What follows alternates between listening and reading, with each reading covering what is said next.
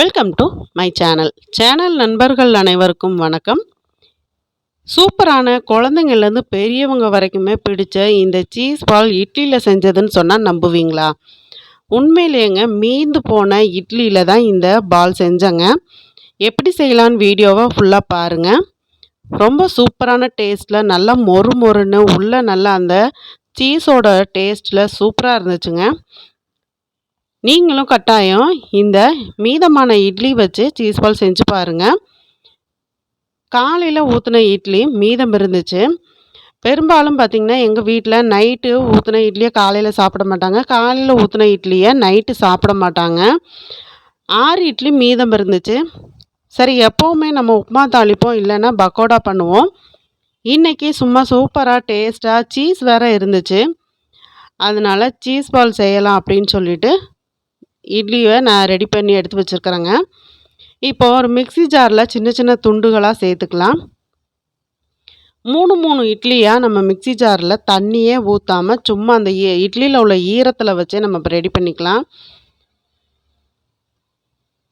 வித்தியாசமான இந்த cheese ball ரெசிப்பியை நீங்களும் ட்ரை பண்ணி பாருங்கள். உங்களுக்கே டேஸ்ட்டு ரொம்ப பிடிக்கும். குறிப்பாக குழந்தைங்க ஸ்கூல் விட்டு வரும்போது வீட்டில் என்ன ஸ்நாக்ஸ் இருக்குதுன்னு தான் தேடுவாங்க. அந்த டைமில் காலையில் ஊற்றின இந்த இட்லி மீதமாக இருந்துச்சுன்னா இந்த மாதிரி நீங்கள் சீஸ் பால் ரெசிபி செஞ்சு பாருங்கள். ரொம்பவே சூப்பராக இருக்குன்னு சொல்லி சாப்பிடுவாங்க. இப்போ ஃபஸ்ட்டு நம்ம 3 இட்லியை கட் பண்ணி இந்த மாதிரி மிக்ஸி ஜாரில் சுற்றி எடுத்துட்டோம். இட்லியில் இருக்கிற அந்த ஈரப்பதம் மட்டுமே போதும், நல்லா அரைப்பட்டு வந்துடுங்க. கொஞ்சம் கூட நம்ம தண்ணி சேர்க்கக்கூடாது. சப்போஸ் உங்களுக்கு கொஞ்சம் அரைப்படலைன்னா கூட இந்த மாதிரி அரைச்சதுக்கப்புறம் நம்ம கையில் நல்லா மசிச்சு விட்டுக்கலாம். இல்லை நீங்கள் உருளைக்கிழங்கு ஸ்மாஷர் இருந்ததுன்னா கூட அதை வச்சு நல்லா மசிச்சுக்கலாங்க. இப்போ 6 இட்லியுமே நல்லா மசிகிற மாதிரி மிக்ஸி ஜாரில் அரைச்சி எடுத்துட்டேன். 2 மீடியம் சைஸ் உருளைக்கிழங்க நல்லா வேக வச்சு எடுத்துருக்குறேங்க. உருளைக்கிழங்குமே லைட்டாக உப்பு சேர்த்து வேக வச்சு தோல் உரிச்சிட்டேன். இப்போ உங்கள்கிட்ட ஸ்மாஷர் இருந்ததுன்னா இதை நல்லா மசிச்சுக்கோங்க. அப்படி இல்லை அப்படின்னா எண்ணெய் மாதிரி கையாலேயே நல்லா மசிச்சு விட்டுக்கோங்க. எங்கிட்டேயும் ஸ்மாஷர் இல்லை, அதனால் உருளைக்கிழங்கு நல்லா இந்த மாதிரி மசிச்சு எடுத்துக்கிட்டேன். மசித்த உருளைக்கிழங்க இட்லியோடு சேர்த்துடுங்க. உருளைக்கிழங்குலையுமே கொஞ்சம் கூட தண்ணி இருக்கக்கூடாது. உருளைக்கிழங்கு வேக வச்சுட்டு தனியாக எடுத்துடுங்க. உடனே பொடியாக நறுக்கின பச்சை மிளகா 3 பச்சை மிளகா சேர்த்துருக்கேன். இது கூடவே பொடியாக நறுக்கின மல்லி இலையும் சேர்த்துருக்குறேன். இது கூட 1/2 ஸ்பூன் மஞ்சத்தூள் சேர்த்துக்கோங்க.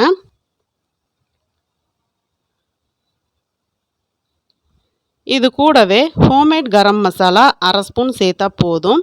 சப்போஸ் உங்ககிட்ட கரம் மசாலா இல்லை அப்படின்னா 1/4 ஸ்பூன் சீரகத்தூள், 1/4 ஸ்பூன் சோம்புத்தூள் சேர்த்துக்கோங்க.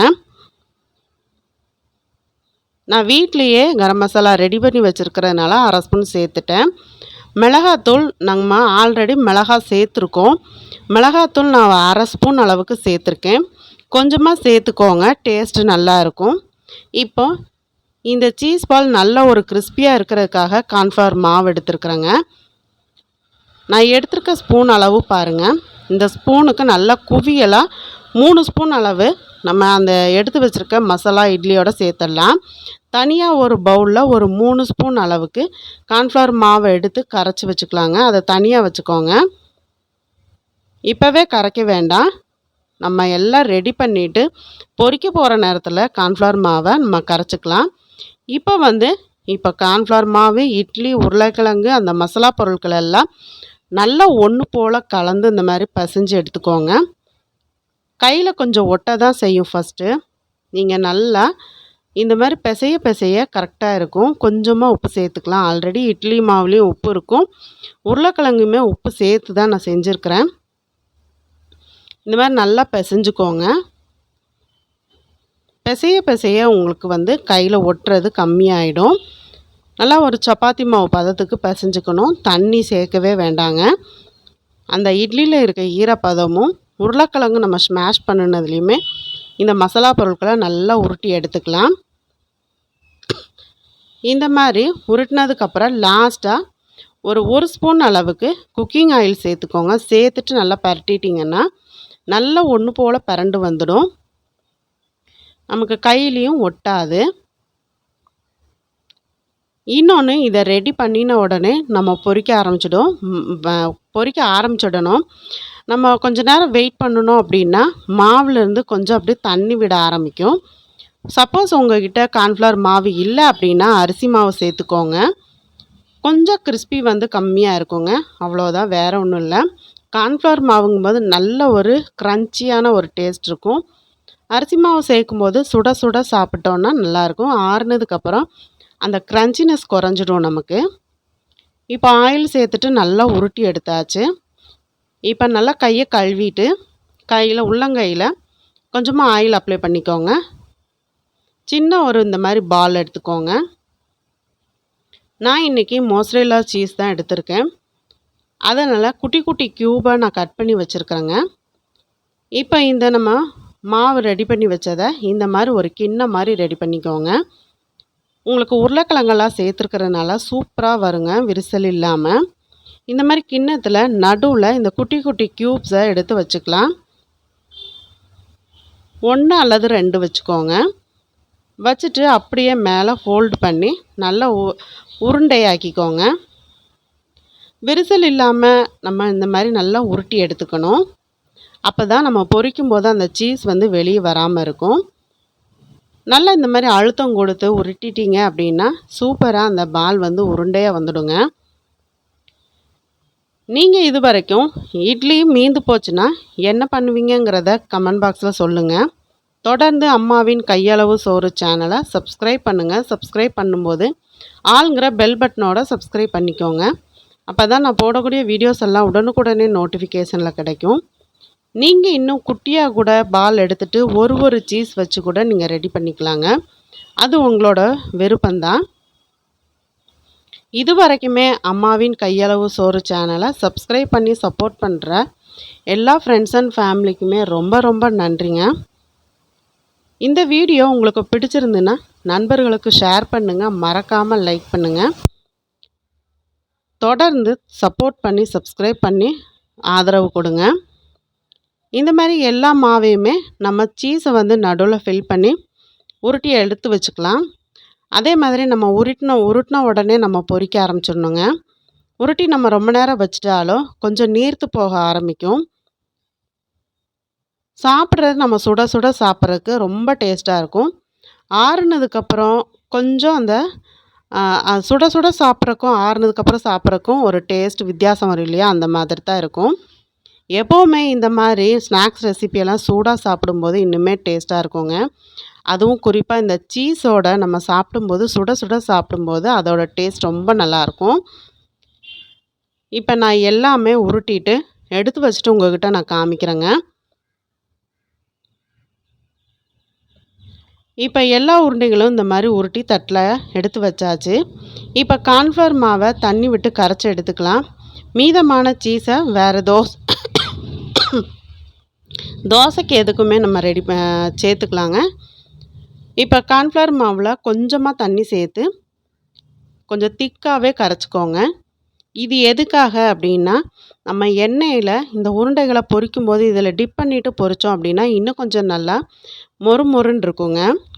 இந்த மாதிரி கார்ன்ஃப்ளவர் மாவை ஸ்பூன் வச்சுட்டு நல்லா கட்டி இல்லாமல் கலந்து விட்டுக்கோங்க. அதாவது நம்ம அந்த உருட்டி வச்ச உருண்டைகளை கார்ன்ஃப்ளவர் மாவில் போடும்போது நல்லா ஒரு கோட்டிங் ஆகணும். அந்த அளவுக்கு திக்காக இருக்கணும். ரொம்பவும் திக்காக இருக்கக்கூடாது, ரொம்பவும் தண்ணியாக இருக்கக்கூடாது. இப்போ எண்ணெய் அடுப்பில் வச்சு சூடு பண்ணிடலாம். எண்ணெயோட அளவு பார்த்திங்கன்னா மிதமான சூட்டில் இருக்கணும். ரொம்பவும் லேசான சூடு இருந்துச்சு அப்படின்னு சொன்னால் உங்களுக்கு பால் போட்ட உடனே எண்ணெய் குடிக்க ஆரம்பிச்சிடும். அதிகமான சூடு இருந்துச்சுன்னா மேலாப்பில் உள்ளதெல்லாம் சீக்கிரம் மொறுமொறுன்னு ஆன மாதிரி இருக்கும், ஆனால் உள்ளே பார்த்திங்கன்னா வேகாமல் இருக்கும். அதனால் மீடியமான தீ இருக்கணுங்க. நம்ம எடுத்து உருண்டைகளை அப்படியே அந்த கார்ன்ஃப்ளவர் மாவில் டிப் பண்ணி எண்ணெயில் போட வேண்டியதாங்க. போட்டு மீடியம் ஃப்ளேம்லேயே வச்சுக்கோங்க. வச்சுட்டு மீடியமான அந்த சூட்டுலேயே நம்ம உருட்டி வச்ச உருண்டைகள் எல்லாம் கார்ன்ஃப்ளவர் மாவில் டிப் பண்ணி பொரித்து எடுக்க வேண்டியதுதான். ரொம்ப ஈஸியாக செய்யக்கூடியதுதான். அதே சமயத்தில் அந்த சூடாக பொரிச்சிட்டு 2ஆக கட் பண்ணிங்கன்னா உள்ளே இருக்கிற அந்த சீஸ் பார்த்திங்கன்னா நல்லா மெல்ட் ஆகி நல்லா நூல் மாதிரி வரும்போது குழந்தைங்களுக்கு இன்னுமே ரொம்ப பிடிக்கும். சுட சுட டொமேட்டோ சாஸோட சர்வ் பண்ணுங்க. ரொம்பவே சூப்பரான ஒரு ஸ்நாக்ஸ் ரெசிபியும் கூட. மீதமான இட்லியை இனிமேல் நம்ம போண்டா, வடை, பக்கோடான்னு இப்படி செய்ய மாட்டோம். இந்த மாதிரி சீஸ் வீட்டில் இருந்தால் போதும், சூப்பரான சீஸ் பால் ரெடி பண்ணிடலாங்க. ஒரு 2 நிமிஷம் எண்ணெயில் போட்டுட்டு அதுக்கப்புறம் கரண்டி வச்சு பிரட்டி விடுங்க. நம்ம போட்ட உடனே பிரட்டி விட்டோம் அப்படின்னா சில சமயங்களில் ஒட்டி பிடிச்சிக்கும். லைட்டாக கரண்டி வச்சு இந்த மாதிரி திருப்பி விட்டு நம்ம பொரித்து எடுத்துக்கணும்.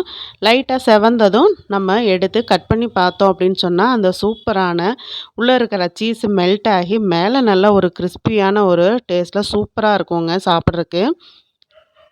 ஈவினிங் டைமில் டீ குடிக்கிற டைமில் நம்மளே கூட இந்த மாதிரி ஒரு 2 பால் எடுத்து வச்சு சாப்பிட்டு டீ குடித்தோம் அப்படின்னா நமக்கும் ஒரு சின்ன டிஃபன் சாப்பிட்ட மாதிரி வயிறு ஃபுல்ஃபில் ஆகும். குழந்தைங்களுக்கும் ஸ்கூல் விட்டு வந்த உடனே அம்மா வந்து என்ன செஞ்சு வச்சுருக்காங்கன்னு எதிர்பார்ப்போடு வருவாங்க.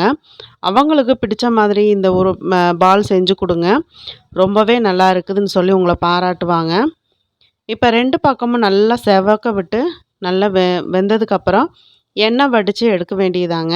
மீதி இருக்கிற பாலையும் இதே மாதிரி கார்ன்ஃப்ளவர் மாவில் டிப் பண்ணிவிட்டு பொரித்து எடுத்து நீங்களும் டேஸ்ட் பண்ணி பாருங்கள். உங்களுக்கு இந்த ரெசிபி பிடிச்சிருக்கும்னு நினைக்கிறேன். நம்ம 2வது பால் எடுத்து டிப் பண்ணுறதுக்கு முன்னாடி மாவை வந்து நல்லா கலந்து விட்டுக்கோங்க. ஏன்னா கார்ன்ஃப்ளவர் மாவு டக்குன்னு அடியில் தங்க ஆரம்பிச்சிடும். அதனால நல்லா கலக்கி விட்டுட்டு அதுக்கப்புறம் பாலை வந்து டிப் பண்ணி எண்ணெயில் போட்டு பொரிச்சு எடுங்க. சுவையான, சூப்பரான, ரொம்பவும் எல்லாருக்கும் பிடிச்சமான ஒரு ஸ்நாக்ஸ் ரெசிபி. அதுவும் மீதமான இட்லியில் இந்த மாதிரி சீஸ் பால் வந்து செஞ்சு பார்த்தாச்சு. நீங்களும் ட்ரை பண்ணி பார்த்துட்டு எப்படி இருக்குதுன்னு சொல்லுங்கள். எனக்கு ரொம்பவே பிடிச்சிருந்தது. தொடர்ந்து அம்மாவின் கையளவு சோறு சேனலை சப்போர்ட் பண்ணுங்கள், சப்ஸ்கிரைப் பண்ணுங்கள். சப்ஸ்கிரைப் பண்ணும்போது ஆளுங்கிற பெல் பட்டனோட சப்ஸ்கிரைப் பண்ணிக்கோங்க. அப்போ தான் நான் போடக்கூடிய வீடியோஸ் உடனுக்குடனே நோட்டிஃபிகேஷனில் கிடைக்கும். மொத்தமாக 6 இட்லிக்கு பார்த்தீங்கன்னா 12 சீஸ் பால் வந்துருச்சுங்க. ரொம்பவே சூப்பராக இருந்தது. நான் வந்து கொஞ்சம் அந்த உருண்டைகள் எல்லாம் கொஞ்சம் ஒரு மீடியம் சைஸ் தான் எடுத்திருந்தேன். இன்னுமே நீங்கள் குட்டி குட்டியாக கூட உருட்டினீங்கன்னா இன்னும் அதிகமான எண்ணிக்கையில் வரும். சாப்பிட்றதுக்கு அந்த சுட சுட சாப்பிடும்போது ரொம்ப டேஸ்ட் ரொம்ப நல்லா இருந்துச்சு. இப்போ 2வது உள்ளதும் நல்லா வெந்ததுக்கப்புறம் சுட சுட எடுத்தாச்சு. மீண்டும் அடுத்த ஒரு ரெசிப்பியில் சந்திக்கிறேன். நன்றி, வணக்கம்.